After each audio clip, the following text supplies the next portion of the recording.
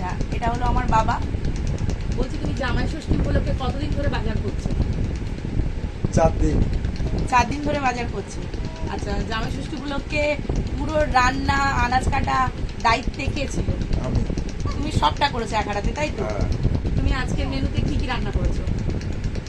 মেনুতে কি কি রান্না হয়েছে? পাবদা মাছের ঝাল, চিংড়ি মাছের মালাইকারি, খাসির মাংস, মাছের মাথা দিয়ে ডাল, চাটনি, আলু ভাজা, পটল ভাজা আর বেগুন ভাজা, আচ্ছা, পাঁপড় ভাজা, পাঁপড় ভাজা, এমনকি স্যালাডটাও তুমি কেটেছো। স্যালাডটাও আমি কেটেছি। আর মিষ্টি দই রয়েছে। হ্যাঁ।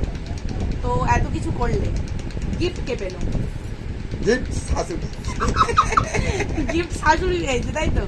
আচ্ছা, তোমার জন্য সে কারণে তোমার জামাই এটা তোমার জন্য এনেছে। তুমি খুলে দেখো কি এনেছে, তুমি দেখো, তুমি দেখো, খুলে দেখো।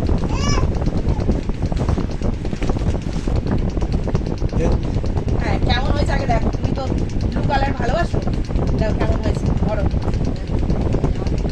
দেখো কেমন লাগছে, দেখো সামনে দেখো। হেভি। তোমার পছন্দ হয়েছে? হ্যাঁ, তাহলে তুমি গিফট পেয়েছো। পেয়েছি।